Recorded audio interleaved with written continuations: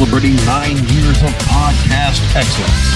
The King of Podcasts Radio Network proudly presents the Wrestling is Real podcast, because wrestling needs us. Welcome to episode 685 of the Wrestling is Real podcast. This is KOP. Thanks for being with me. Tonight we're going to talk about Cody Rhodes and the other stars and the ongoing changes, because there are some fresh names and some fresh changes being done right now in WWE that is aside from some of the regular matchups that are being put together. You know, when you're seeing that WrestleMania Backlash is being starting to be put together, we're starting to see a few things being added. And with that, May 8th, you have the show at Providence, Rhode Island, and already 3 matches are scheduled to go. Charlotte Flair and Ronda Rousey will be in an I Quit match for the SmackDown Women's title. Cody Rhodes will rematch against Seth Rollins. And for the Raw Women's Championship, Bianca Belair will take on Sonya Deville. They're setting everything up. Fresh changes in some of the storylines. We're going to get a couple of rematches here, but they are obviously trying to move a little bit forward. That's good.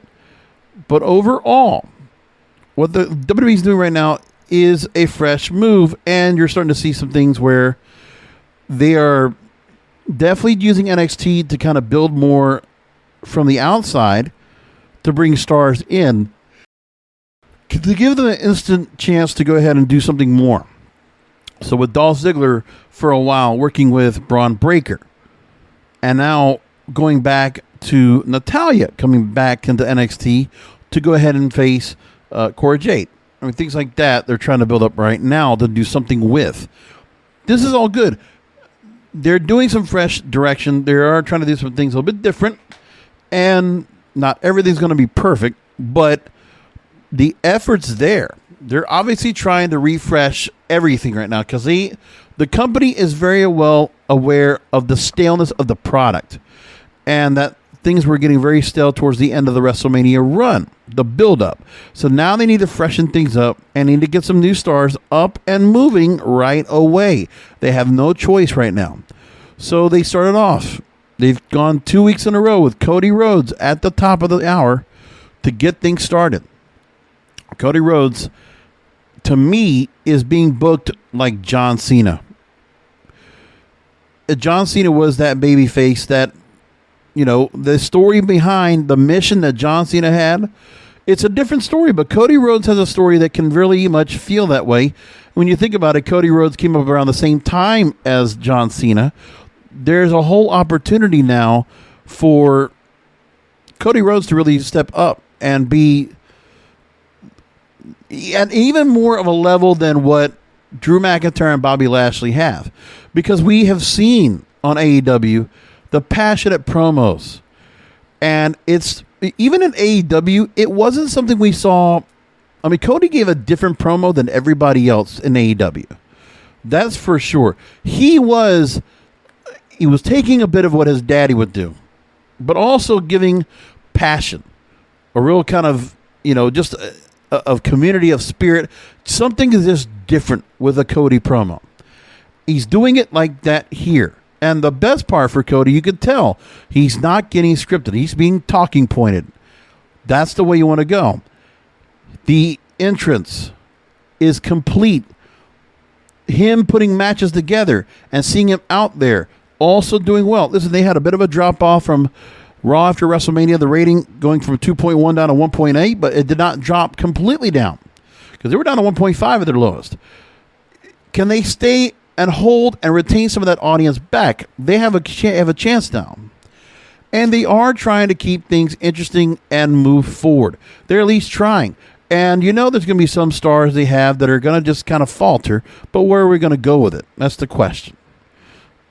But they are doing some things different that are going to make people want to have to sit around and sit the 3 hours and say, okay, what are they doing next? Because they're not giving us the same, they're not serving the same stuff to us.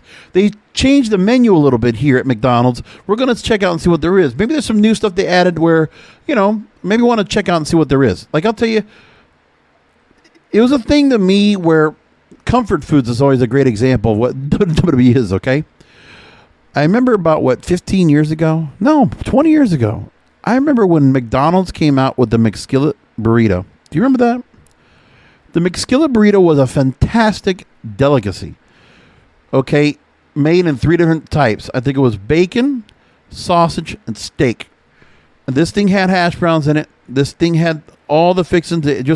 I forget all the stuff that was in it, but it was such a different, absolutely out of this world thing that they did. And it was wonderful. Like when they did McSkillet burritos, it was really a wonderful, it was something else. And in the burrito they used to have, it was sausage, so it would be bigger. Scrambled eggs, potatoes, onions, roasted green peppers, red peppers, shredded cheese, jack cheese, and it was and a sauce in it. It was fantastic. It was so damn good. Why they let that go, I don't know why, but it was what a wonderful freaking meal. And I get 2 of those a day. That's what got me to gain a lot of weight. But 2 of those suckers, I was all in on that. No hash browns needed, just in on all of it. And it was a different flavor. And you know what? It kept me having McSkillet burritos for about a good 3 months. And almost every day I would go get that for breakfast on the way to work. And I loved it, man. It was really good. But after a while, I was like, it did get a little tiring. And it was a little pricey because I wasn't making that much money at the time. So I was like, you know what? I'm going to get off of it. Wean off. That's what's going to happen here. Now, we might find some of the things that will stick. And that's what they're hoping right now with some of the changes they're making. Will a Damian Priest stick? Will a Cody Rhodes stick? When you look at the change with Naomi and Sasha Banks, seeing them out there. When you're seeing the Usos coming over to work on Raw as well to unify the titles. All these things going on. It's very interesting. It's good. They're definitely giving some things to go ahead and watch and keep an eye on. So that's good stuff, and I like it all. But for Cody, it's a different story.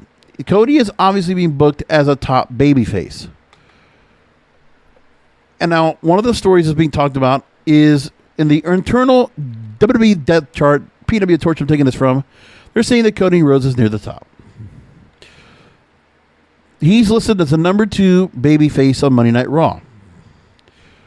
So, when you look at the upper levels of the babyface and heel depth charts from both Raw and SmackDown, on the babyface side of the Raw brand, Cody Rhodes is right behind Bobby Lashley. And when you look at AJ Styles, he's the 3rd babyface on that brand. When you look at Seth Rollins, he's the number 1 heel with Kevin Owens, Edge, and Damian Priest right behind him. So they have some depth now that is considerable. And the good news is what they're doing with aligning certain veterans with certain stars, something they needed to do a long time ago. To attach Edge with Damian Priest, to attach MVP with Omos. This is smart. This is what they needed to do. And then you change things up where you don't have Brock Lesnar out there as much because he lost. And now, so we can see Roman Reigns now with his next match of the month opponent and Shinsuke Nakamura using the Rick Boog storyline as the fodder. That's fine. And they could do enough to get him up there, just like where Cesaro was at as well, where they gave somebody just to warm him up, just to get him good enough to give just a very little bit of seed of doubt that Roman Reigns might not hold the belt and Shinsuke Nakamura could have a slim to none chance to win. Just enough of that to give us the match anyway. But we know it's going to be just 1 month and Roman Reigns will just drop off. With Cody Rhodes, most importantly, we know that they're going to rush this, but there's so much to Cody Rhodes right now that you could do. The storyline has been set. He wants to accomplish, and this is just for himself, he wants to accomplish what his daddy did. He wants to win a title that is WWE, period. Because even when it was World Wrestling Federation, it wasn't that title. He had the WWF title, the seniors company, not juniors company, the one that became the biggest in the world. He wants to be that. He wants to do what his daddy couldn't have a chance to do, we never got a chance to do. Because right now, Cody gets to come in where Dusty did not, with all the fanfare and popularity and the huge, overwhelming response to Dusty Rhodes and how great he was. Son of a plumber, to put him in the polka dots. Listen, the damn theme for him was catchy as hell. I will give him that. That was great. You could have kept that, but we need to do the polka dots on him. And did he need to be kind of goofy? Well, he ran with it. He made it work. Because the thing, too, was that at the time that Ric Flair and Dusty Rhodes were around, you know what? Sometimes they need to negotiate.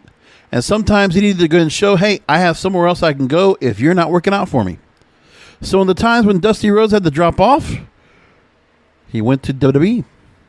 When Arn and Tully had to go and drop off, they also went to the World Wrestling Federation. Just how it works.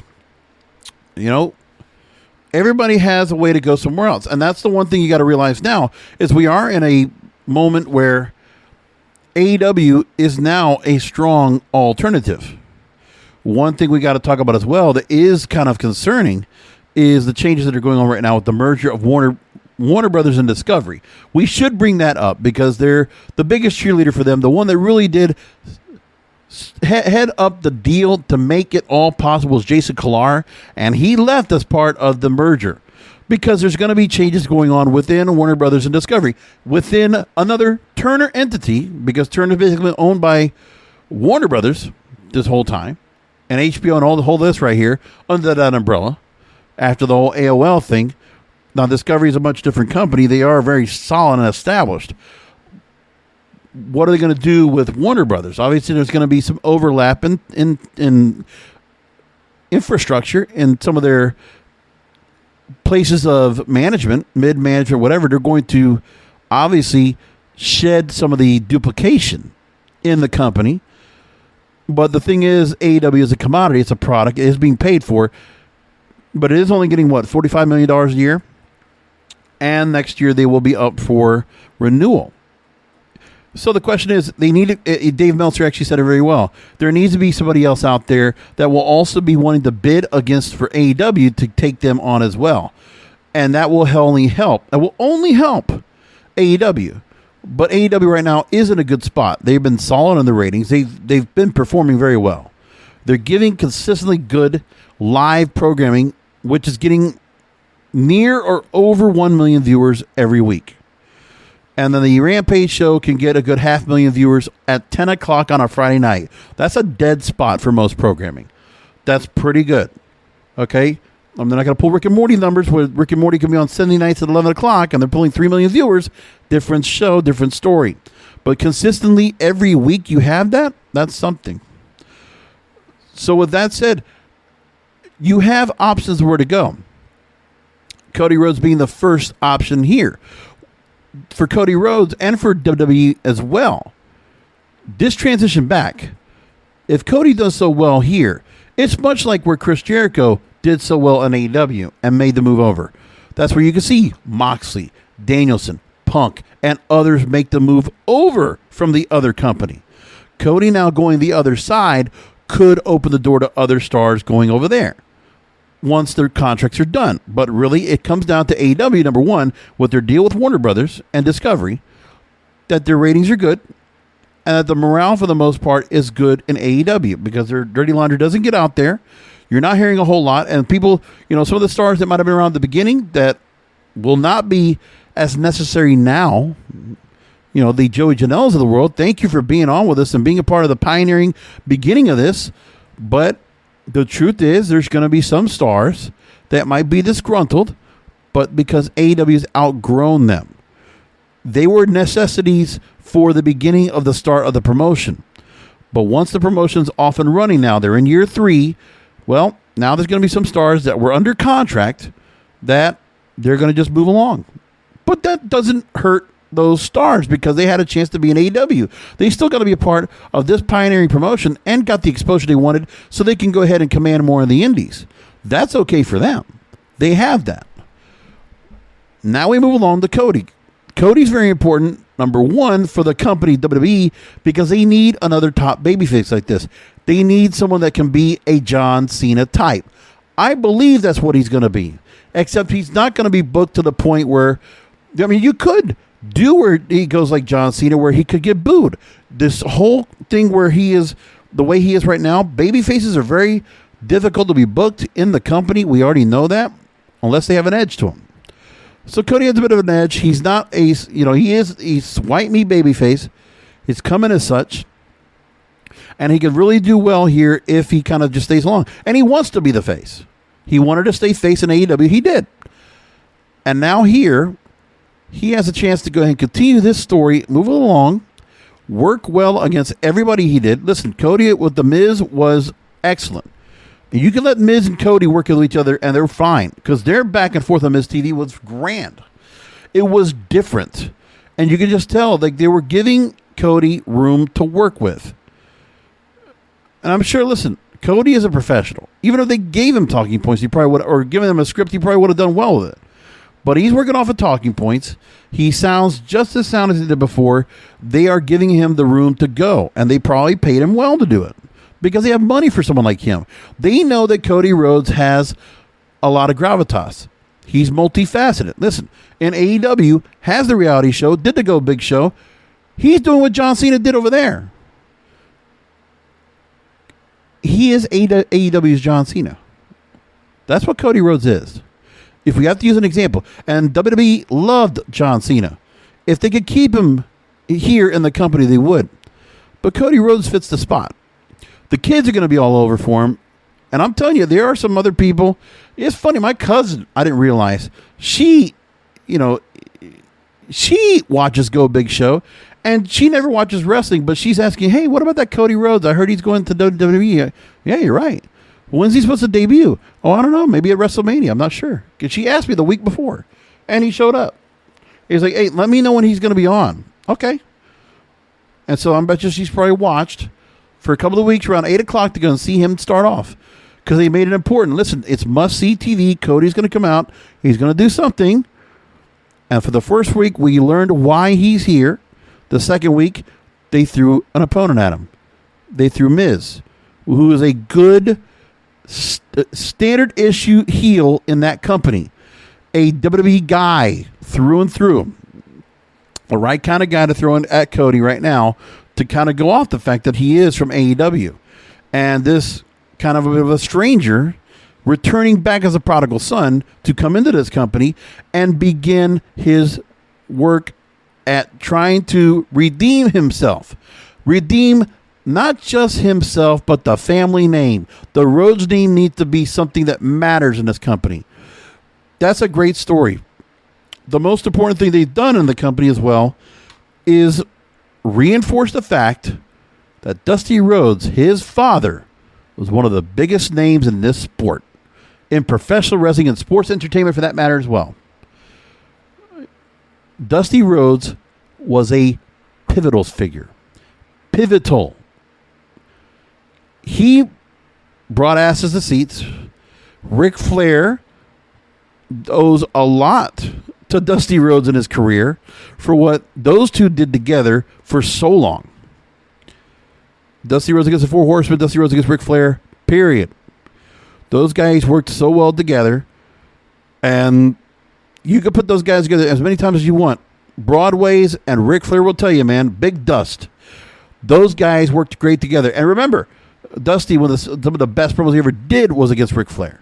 But Dusty was great in general. And you feel this with this second-generation star in Cody. Dustin did not want to be in his shadow. We already know that. He looked a lot like his daddy. Let's remember that. But with Cody, it's like he put high expectations on himself, I believe. And I don't think the company at the beginning ever really did him wrong. I mean, listen, they did put him with Hardcore Holly. They put that tag team together. It worked for him. Then Legacy, and that worked pretty well. And Legacy actually was very effective for him. It did good. Because he survived when Ted DiBiase was on air, and then Manu, right? When those two just dropped out. And then Cody was always able to make himself relevant and keep himself in a spotlight with whatever he had to do. Rhodes Scholars, Rhodes and McIntyre, or working with Stardust, making that character with Goldust. It all worked. And every time he was able to keep himself. Oh, and let's not forget dashing Cody Rhodes. Let's not forget the dashing one. That was a wonderful gimmick. And he worked with everything. He made everything possible work. But at the end with Stardust, yeah, he's just doing something just to keep himself relevant. But he's not happy there. He's not getting the move up that he wants. It was a necessity for him to leave. He made the absolutely right choice 6 years ago. He absolutely made the absolute correct choice. And his career and the trajectory he took on his career, Vince McMahon has to be damn proud of what this guy did. Listen, he did this out of complete spite out of Vince McMahon. Everything that Cody did, he was fueled and inspired with the spirit of saying, okay, I don't like the way things are. My morale in WWE was bad. I was not happy there. I'm leaving. But he's not like those other stars that said, you know what? I don't have another place to go. I'm just going to drop out. No. He didn't do that. He said, we need to make something happen here. We know what WCW was in the day. We know what the territories were in the day. We know how important they were to make the wrestling industry thrive. WWE needed to have a competitor. And so he found the people to make that happen. He is the person that connected the dots. He got the financial backing of Tony Khan. He got the help of Young Bucks, Kenny Omega, Chris Jericho, and the rest is history. And with all this, All Elite Wrestling now is undeniable. That's a phrase he uses now. Undeniable. From unforgettable to undeniable. His whole career outside of WWE was to make a point. He proved himself in New Japan. He proved himself in Ring of Honor. He proved himself in Impact Wrestling. And he got back to the dance. He got back under Vince's guise, and now he's here. This, it's unlike what had to happen to the other stars. Like Bobby Lashley and Drew McIntyre, they had to go through Impact Wrestling to get where they were. And Bobby Lashley also went to MMA to get where he is. But some other stars didn't get that opportunity. But think of the fact of how well things went to get where they are now. For Cody Rhodes to make his way back into this company, the company is doing right by him now. They're actually doing the right thing with him. And I'll give WWE a lot of credit. They actually are, they're doing what they need to do with him. They couldn't just let him just be nothing. They needed to make him more important. And that's what's going to happen. Now, already Cody Rhodes is being made instantly into a star. They've explained him. They haven't gone through his background leading up in. All they said was he's back. He's going to restore Dusty's name in this company. That's it. Restore the lineage. Make it important. Leave a legacy in this company. The most important company in all of wrestling. That's what he wants. He doesn't want to just be where Dusty was able to make himself in the NWA and wherever else he went. He wants to make sure that Vince's company has the Rhodes legacy embedded within it. And it just can't be Goldust and Cody Rhodes with a short run here and Dusty in the polka dots. It just cannot be that. For the legacy of the Rhodes clan, of the family, that's what they want to do. And I love it. I think it's a great move. So they do have some names to work off of now on Raw, and that's something they didn't have for a while. With Roman Reigns, he has nobody to really work off of that are faces. They need to build that up. To the point that the Undisputed Champion is not even going to be defending those belts anytime soon. And they can probably wait till SummerSlam to do it. But now he's going to go and lead the Usos while they go ahead and conquer more gold. That's the plan on that. Got it. So anyways, Rhodes worked with The Miz. They had a great match together. They really pulled off something good. They, gave them a couple different segments and pulled off something good. They had a very good match together. And Seth Rollins will rematch him at Backlash. So they got that to work off of as well. Now, more on Cody Rhodes. Let's just get into this as well, because of what they're doing. Because of the fact that he's getting a little bit of the carte blanche. When he gets to do what he's able to do on these shows, that tells you that Cody Rhodes matters. He's being made to be important right now, and that's what needs to happen.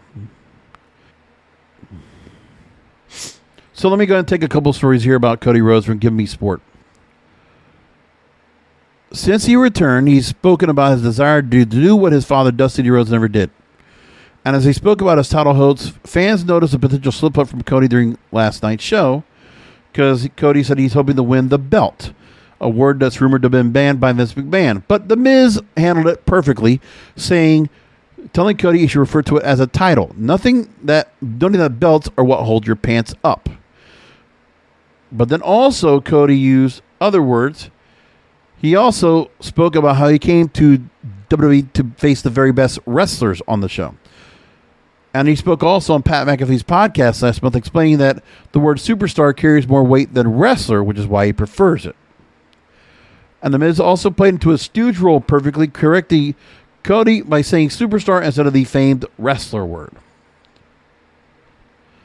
And Dave Meltzer spoke about this on Wrestling Observer Radio. Seemed to this as part of Cody's character, that these two lines might have been mistakes from Cody, but Meltzer says, no, those lines were scripted. He said, quote, this is all scripted, so his gimmick apparently is that he gets to say the words that nobody else gets to say and gets corrected. There's that. And that is working. Listen, I think Cody Rhodes is getting his spot over. Now, it's just a matter of where you plan him down the line. You get him with Seth Rollins, you keep him on a streak. Do you take him all the way to Roman Reigns in an undisputed title match at SummerSlam? Is that the direction? Because normally with this company, they would do something like that, and they would hurry up a storyline like this just to get us there. I don't mind that so much. If they decide to go that route, they could. That's okay. I saw they're going to do the show at Tottenham Stadium, Wales, so they got that another stadium show to work. If they're able to get Nissan Stadium to fill up for Cody versus Roman Reigns, listen, if they're able to do that, then I know that they're going to do pretty well. They're actually doing something right. We don't even know what Money in the Bank's going to be. And actually, that's the other thing we got to worry about, too, is that coming up there after WrestleMania, we'll also have Money in the Bank, July 2nd. And you know what? I mean, at the moment, you have to ask yourself, okay, so Money in the Bank now becomes more important than ever on the men's side. Because the winner of that Money in the Bank briefcase, who will it be that will be eventually going after Roman Reigns? Who gets to be chosen for that? We're not looking at it now because we need to wait. But really, nobody's talking about Money in the Bank. We should be talking about that and saying, hey, after Backlash, after all this is said and done, Roman Reigns needs to look down the line and wait and see what happens with Money in the Bank. Because Money in the Bank is a stadium show, Allegiant Stadium, Las Vegas. They have to sell that off too. They got to sell that as well. Another big stadium show, another big night on a Saturday, July 4th weekend. They need to pack the coffers there. Not so much your Backlash. Backlash is going to sell itself out. Providence, Rhode Island, Dunkin' Donuts Center, they're going to do just fine. But then after that Money in the Bank, and then SummerSlam, they need to have the right plan in place to get those two stadium shows to fill up. They did some pretty good work by having Brock out there, having Stone Cold Steve Austin, but you're not going to get those gimmicks again. Brock and Stone Cold will probably not be around for SummerSlam. So Cody needs to fill some of that gap of momentum, of hype, of star power to get something up. And they need to make sure that Cody stays very strong. You build him up to that top level, to the marquee, up with Roman Reigns' name at SummerSlam or Money in the Bank, whichever you prefer. That's what has to happen. And I don't know what else they do before then, but it's obvious to me that the Undisputed title will be together, at least till after SummerSlam, I think. Because by then, we'll have to see what they're going to do with that Money in the Bank briefcase. Has so much value now once it's in the possession of the wrestler or the superstar. That has to go ahead and say, okay, you automatically know they're not going to pick which title. They're going to pick Roman Reigns. They're going to cash it on him. And what's that to say that Roman Reigns could lose his belt after 600 days plus to a Money in the Bank cash in? And that can happen. If the Usos were isolated, if there was a way to get to it, Roman Reigns has been had for that Money in the Bank briefcase. I'll tell you what, Seth Rollins should be in that match, that ladder match. And you know what? I would think that Seth Rollins should get that briefcase, and he should be taunting and teasing Roman Reigns to go after him. And restart that storyline again that was dropped before the injury to Bobby Lashley, or it was that, and then also Roman Reigns getting COVID, and no choice but Brock Lesnar to go and take the WWE Championship at day one. You can now go back to that original idea, back to Seth Rollins. He's been booked strong still. Listen, he lost a very tough match to Cody Rhodes, and Cody Rhodes right now is at the very top. You could do something there to build Seth Rollins back up. I mean, he's going to probably have to lose to Cody now, again, at Backlash. But then you go ahead and say, okay, well, what we're going to do with Seth to build him right back up. He's going to be not that far away from the main event level, but he can absolutely take that Money in the Bank briefcase as the odds-on favorite. To me, he would be. Sure, there's other stars you could think of, but I don't see why he couldn't be him. It's just the odds-on favorite to me. And they'll have quite a few names to work off of for that Money in the Bank briefcase match anyways. These are some of the things I'm thinking about going forward when we're getting here.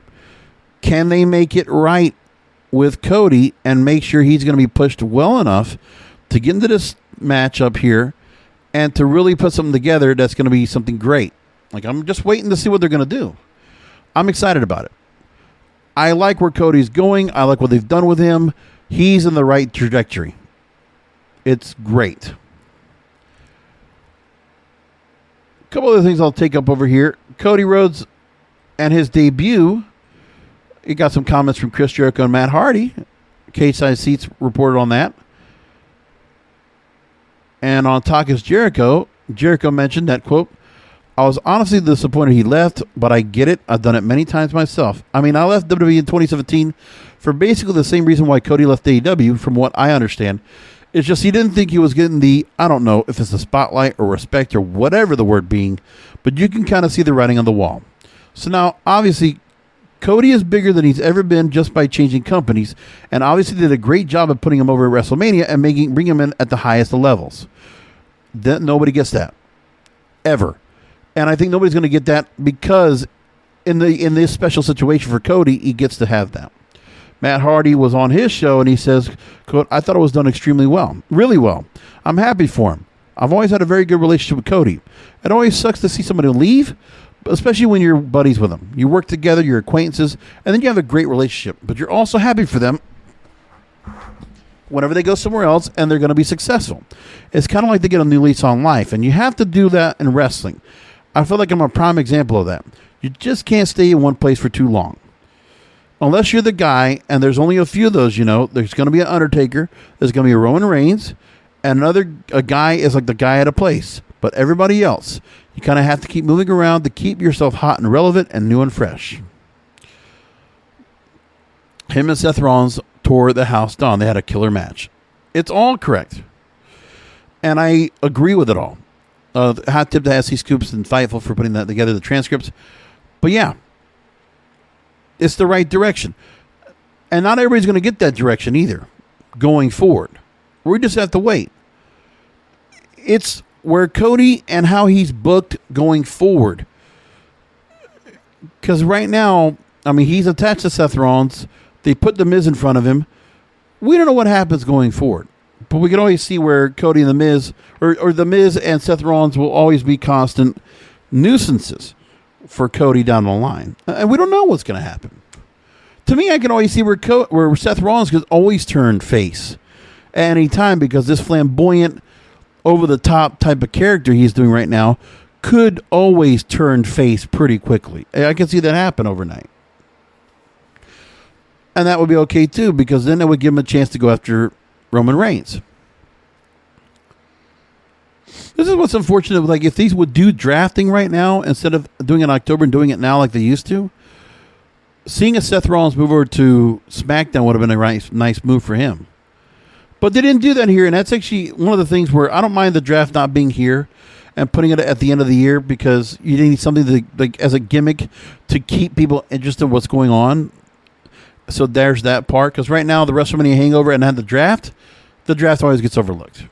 It's the right place to put it away from April, even if people don't like the brand split.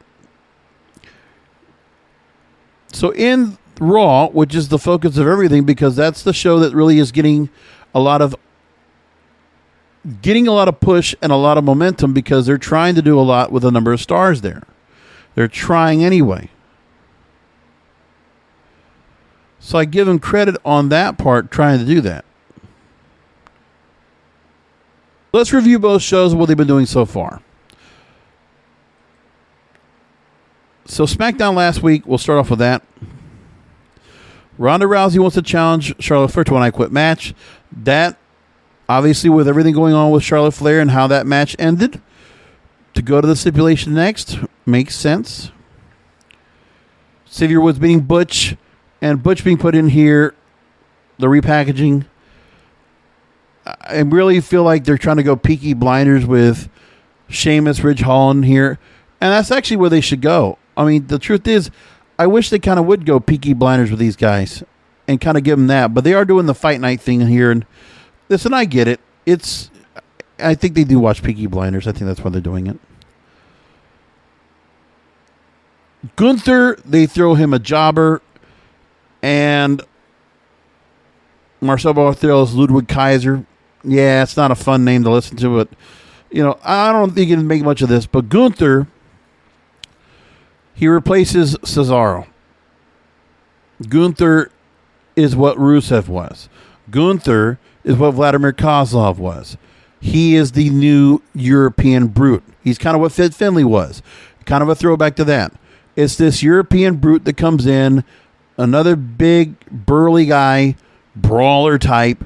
That's what we're doing here. So Gunther,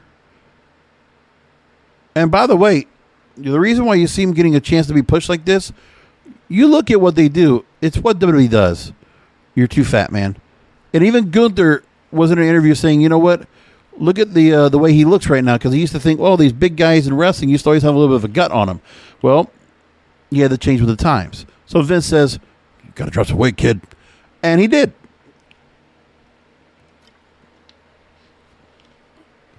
Gunther is in amazing shape right now.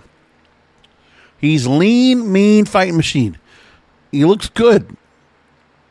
They have to do something more with him. They have to add a few more accoutrements to the Gunther character to make it more. I don't know what they're going to do, but they need to do something more to kind of build something off, because he's going to come off generic. And sure, the power moves and all that's going to be great, but they got to do something more with him. And, they need to add something more to add into this. And they're not putting a whole lot of gimmick on him, but they got to gimmick him a little bit. They need to give him a couple things. I don't know what it's going to be.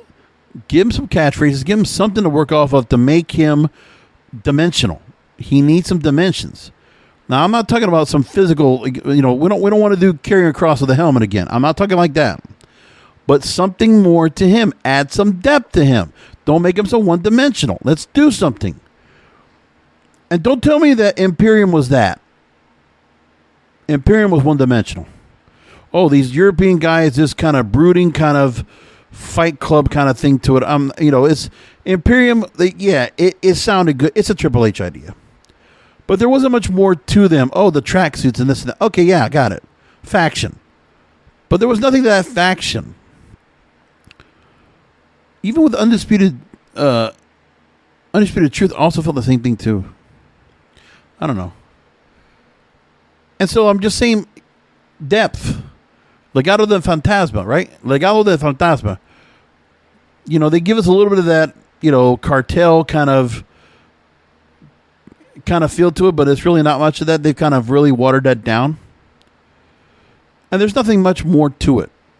And that's another thing I just really kind of concern myself with. Moving along now, they've decided to go ahead and do the tension between Corbin and Moss, and now Madcap Moss has split off. The Madcap should be dropped off of his name, and it's the direction they wanted to go, so it's fine. Drew McIntyre against Sami Zayn. So with no Sami Zayn to deal with right now when it comes to Johnny Knoxville, now we need Drew McIntyre to go along with that and see what happens. And then we see Liv Morgan and Rhea Ripley. They're trying to put that together and putting a storyline between Naomi and Sasha Banks, split them up, let them work each other, all the head, which is good. And then we're seeing where Liv Morgan gets a win over Sasha Banks, so that was an upset. And now Morgan getting the win here was important, and we could see where Liv Morgan and Rhea Ripley could win the belts. They're just props, but it works for something what they're going to do here. And Ripley will turn heel. We know that's going to happen soon enough. And it'll be right time. And if it's Rhea Ripley against Liv Morgan, they can work that pretty well. That's just not too bad. I think Liv Morgan and the push they gave her against Becky Lynch wasn't that bad. I think it helped her. It brought her a little bit higher up the mid-card. I think it actually did work for her. Her promos are still not great, but she got over some more, and more of the crowd really likes and gets behind her. And, they changed a little bit of her, they changed their music, they let her change a little of her look. Liv Morgan is somebody that's going to stay around. They want to do more with her. They do know that they need to have other women to go and take the spots of some of these other stars, so they need to get her up as a rising star now. They have to go and do something here. Bloodline going after Shinsuke Nakamura, and that's how they went with SmackDown. And then on Raw, Cody and The Miz with a great promo back and forth with those guys on Miz TV. Fantastic. Miz was the right guy to put up against Cody.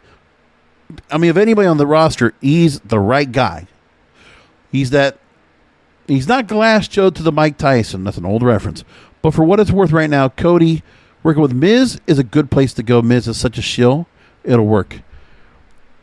So now Rey Mysterio and Dominic Mysterio, now they have to deal with Veer Mahan because they need a big guy to go and work on the smaller guys. That's the next part. And I don't know how well it will do, but Veer taking down Dominic Mysterio in his debut match made it strong. And they have to do something like this. And now Dominic's off TV. They heard him pretty good. It's going to stand up, though, right? AJ Styles, Damian Priest, no contest. And now Damian Priest, we're going with the vampire kind of deal to it with Damian Priest. Look, they don't have anything else right now that kind of feels like Bray Wyatt, so they can go with this route and see what happens. Damian Priest fits right now in the brooding stable anyway because it's Punishment Martinez and the character he was doing in NXT somewhat to affect, not as the clubber, but this darker character. You keep keeping Damian Priest in this spot. It works right. So, Edge with Priest, it's the right move. It's still too soon to really make any criticism about it yet. I can't say anything yet. It's just not that time. Big match with Miz taking on Cody Rhodes. First match on Raw in 6 years. And they worked well. Listen, Miz is not going to go and throw some clinic out there. This is not Cody and Sammy Guevara. This is not Cody and Malachi Black or, pick a name, right? It's not happening here. The crowd liked it. The crowd was well into Cody the whole night, by the way. Let's just put that out there, too. Totally into this crowd tonight. Good for them. Because they're not in like Chicago or New York or whatever. Wasn't they Milwaukee, right? Isn't that what they were? And that crowd was all into Cody. And he's going to get that kind of response everywhere. He's going to get a big response everywhere he goes. It's not going to be weak because the Cody chants were strong. They're like Cena chants. We're going to get Cody chants like Cena chants. That's why I think he's in that level. I think he's exactly that level. Naomi taking on Liv Morgan, so the other side goes on, but Naomi gets the win, so we're getting parity booking. So no sign of Rhea Ripley during the match, but it was a short match. But yeah, parity booking done here with the different tag team champions taking their shots at Liv Morgan and parity booking. Doesn't mean much, because the story really is not about the tag team titles, but it is the dynamics between Liv Morgan and Rhea Ripley. That's what's important. Then the VIP Lounge MVP came out, and he's got Omos out there. Lashley wants to get his hands on MVP, and Omos is the in-between. No words from Omos. MVP is the mouthpiece. That's what you have to do. So now we have interest in the rematch, because now MVP is involved. You brought that extra unguent of things right now. That's what we need to have. Then Bianca Belair wins in a non-title match for Queen Zelina. Listen, keep Bianca Belair strong. Very strong. And then you go post-match with Sonya Deville. So instead of going the route they did with Naomi, which did really well, Sonya Deville repeating the same thing with Bianca Belair, that worked. That was good. She's a good, formidable opponent to go here. Except the only thing is we need to make sure that after what she did with Naomi, we know that Sonya Deville can wrestle. Not putting this whole managerial thing on her. They need to go ahead and make sure that Sonya Deville gets to be the full-fledged skilled wrestler that she was. Not this managerial one that has like limited skills. We need to show her strong here. That needs to happen now. I'll tell you what. Alpha Academy is getting over. The shush thing is working. And, I mean, it's Chad Gable getting over. It's not Otis. He's there, but it's interesting where Otis used to be such the focus with Tucker and Heavy Machinery, but that's gone now. Otis has been kind of, brought down. They took all the charisma out of him, which kind of sucks, but I understand why they did it. They changed his whole character altogether. And Otis now here, I mean, he is the tough, he's the henchman. He's the tough guy for Chad Gable to kind of work off of. That works well. It's working. It's not bad. And RK Bro, they're just holding on to him, man. I don't know if they're ever going to break him up, because they're working so well together. Because also, what are you going to do with Randy Orton once you split him off? I'll tell you what you do at some point. At some point, if Randy Orton does split off and we get the split off, we need Cody and Randy Orton. I want that legacy deal revisited. I think we all want that. I'd love to see Cody and Randy Orton together again in a match. I don't think they're going to pair them up. I mean, you could put RKO and Brody in a 6-man tag. You could do that. But I think I'd like to see Randy and Cody go tete-a-tete again. I'd like to see those guys dance to the ring one more time, and let's bring the legacy deal back up. I think that will be a great thing to do. And that doesn't have to happen right away. We can wait on that. Let Cody do his deal with the belt, with the title. Let's let Cody go after that. Keep the focus on him there. But down the line, put that in your back pocket. Randy Orton and Cody. I want that. In about a year or two. So Raw, SmackDown, better. Look. You didn't, and by the way, did you notice who was not on these shows for Raw and SmackDown? Okay. Edge, Rey Mysterio, Becky Lynch, Rhea Ripley, Roman Reigns, not on Raw.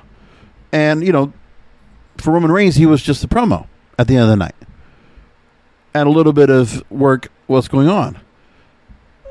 Tommaso Ciampa now officially on the Raw roster. Okay. He's been out there before. I mean, for him to leave NXT, there's no other place for him to go. So Tommaso has to go ahead and sink or swim now. It's a challenge for him. That's for sure. Hey, listen, he's been ahead and on top in a lot of different organizations. This is a difficult climb for Tommaso Ciampa here. He's a veteran. He's done other gimmicks before. Will the psychopath character, he's not the Sicilian psychopath. He's not going to be any of that. What is he going to be? Is he going to be the one that goes after Goldie again, something like that? He's not going to be that guy either. What's this Tommaso Ciampa going to be now? We don't know yet. Could he go the route of Ricochet, or could he go somewhere better? I mean, Tommaso Ciampa, I don't know. I think they got a contract with him. Let's see where they go with it. But then down the line, I'm not sure what to think of it. I'm a little afraid of where they're going to go. Now, one of the story I got to bring up, too, that's really intriguing because I didn't know about it. This came under the radar to me. Plus, some other ring names that got changed up for certain people. I didn't know Roxy got signed by the WWE. I didn't know it. This is a huge deal. So she's never going to go after Deonna Purrazzo with that Ring of Honor World title. That's it.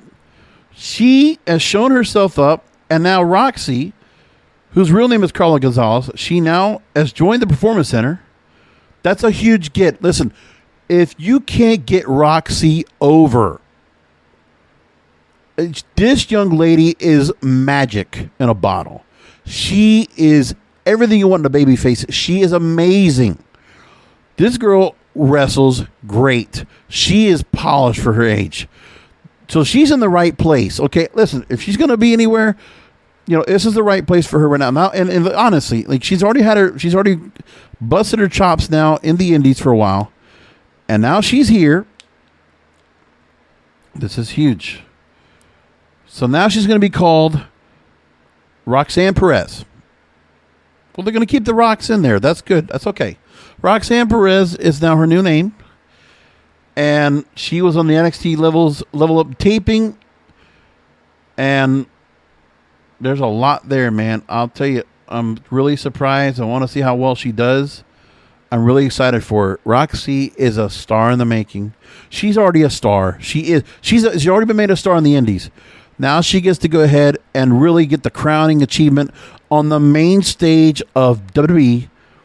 Like, it should not take much time for NXT to look at her.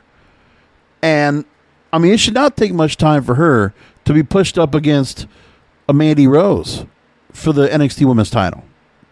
I'm not kidding.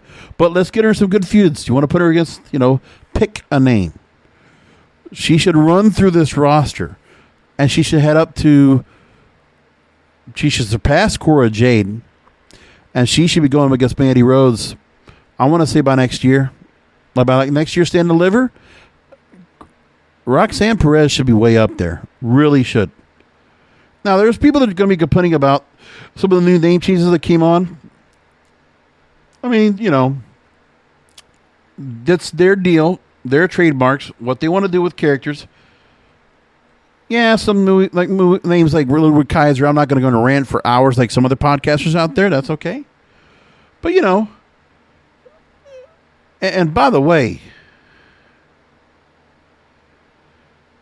I got to talk about this too, about Elias and Ezekiel. And the deal that they had shown Ezekiel out here. And the point of being said that Ezekiel is a brother of Elias. I don't know what to think this is. But Ezekiel's Elias's younger brother. And I saw the picture. I'm like, what in the world? That's a splitting image of his brother. How's that possible? So I don't know what to think. But anyway, we got new names as well. Raquel Gonzalez, now Raquel Rodriguez, and Austin Theory drops the Austin in his name. Okay. So we know that WWE wants to have the trademark control over the name of a performer uses on their programming. But then they're going to be changing names as well. So like Raul Mendoza, NXT has been wrestling under his real name since 2016. But now he's going to be probably moving up pretty soon. He's now Cruz del Toro. I'm not sure if I really get that too much. But that's where he was referred to on TV. And that's where they're going to go with it coming up. And the roster's already changed to it. Cruz del Toro. Yeah, it doesn't matter. It's another Spanish star. Listen, how well did he do with Spanish stars in the first place? So Raquel Gonzalez now is fodder for the Los Lotarios. Los Lotarios. I'm sorry, I'm not even going true Spanish because it's like, I'm being casual about it. And Cruz del Toro just tells me, you know what? The Legado is going to be split up. And Cruz del Toro is going to be moving up by himself. That's going to probably be a faction that will split. And I don't know what they're going to do after that. Will Joaquin Wilde be a part of it? I don't know what else is going to happen, right? But so we're waiting. We're waiting. But hey, they're making changes for the sake of making changes. Something might happen good out of this. I'm holding out hope. I'm not ready to go ahead and bash the company right now what they're changing. I am not going to be that quick of a Monday morning quarterback or Tuesday morning quarterback for that matter. There are no changes they're making. It's really a matter of, listen, it's just window dressing. What are they going to do with these stars once they get them in for the future and they're starting to do something with them? I want to see what they're doing for the future with some of these stars they have left because their next in line talent's going to take a couple years. Gable Stevenson's not going to come in there overnight and be a success. They don't have the capability of doing that anymore. Okay, the fact that Cody Rhodes comes into the company and instantly is brought up to the top, well, that guy has some credit. He has some capital saved up for what he did, okay? Plus, he brought in the competitor, right? This guy he gets some respect from Vince and Bruce and the rest of that team. He knows the team over there. He knows what he's doing over there. The adjustment so far, perfect. Yes, of course, they could screw that up, but I am going to be under the opinion now. I'm going to say this at this moment on the program as we close this out. Cody Rhodes, they're not going to screw up with him. It's not going to happen. Cody Rhodes will be the next John Cena. He's going to be at that level of star. That entrance is already getting the pop he's getting. It's not going to fade or diminish. They just need to keep feeding stars to him. He needs to be that babyface they feed stars at all the time. And Cody needs to be doing the right thing as well. Not only to get himself over, Cody's got to get everybody else over. He's got to be able to make everybody else elevate their game. And he has to elevate them. So, however it is, he's got to get stars over. Because right now, this is the moment where he gets to go and redeem himself. It's redemption time. He's going to get the chance what Bobby Lashley successfully did, what Drew McIntyre successfully did. And for that matter, by the way, Bobby Lashley and Drew McIntyre had to use pandemic to get themselves over with the Thunderdome. Cody doesn't even have to worry about that. He's got full crowds back. I'll tell you what. If it were me too, I would say that we don't have to worry about that now. But Cody's going to get the full treatment now. He's going to have that crowd right behind him. And they're going to realize what he's done with AEW. And also, the AEW fans, they're going to have to put their eyes over there. They're going to cringe to do it, but they're going to have to check what is Cody doing over the other company. And is it working so well for them? Will there be other stars that might follow suit? Listen, we're already hearing the names that are being called out. MJF and Jade Cargill. Hey. Never say never. We don't do that in the wrestling. But you never know, man. You never know what's going to happen. I'm going to leave it there. That's the Wrestling Conservative Podcast next week. I got to tell you this, that I have a concert I have to go and do. Cannabis Radio, parent company of my full-time commitment at CannabisRadio.com. We're going to be holding in Fort Lauderdale, Florida, the 420 Bud Bash. We'll have 8 bands there, 2 live stages, music, food, this and that. Great time. Mellow Fellow is our sponsor. TheBudBash.com. If you're in the South Florida area, you want to go and check it out. Starts at 4 o'clock. We'll get the bands out there. It'll be all night. April 20th. And look for the information on details of where it's at. To get your tickets, you can get them right now. They're cheap, $15 for in general admission. $15. Go right now to TheBudBash.com. TheBudBash.com. Check it out for yourselves. I'll leave it there. We'll probably do the show next week early. I might just do it on Tuesday to cover. I don't know what I'm going to do. Maybe on Monday night, maybe Tuesday. I don't know. Or I'll do it the next day. But it will not be on Wednesday night because I'll be at that show. I won't be back in time to go and do anything with this here. And, we'll leave it there. So come back for another Wrestling Conservative Podcast because wrestling needs us. Thank you for listening to the Wrestling is Real podcast. You can find all previous episodes at wrestlingisreal.com or subscribe to the show on all major podcast outlets, including Apple, Amazon, Google, Spotify, and iHeartRadio. Follow the King of Podcasts on Twitter, Facebook, and Instagram at King of Podcasts, and search King of Podcasts on YouTube, or type youtube.com/JBRASCO951. This has been a presentation of the King of Podcasts Radio Network.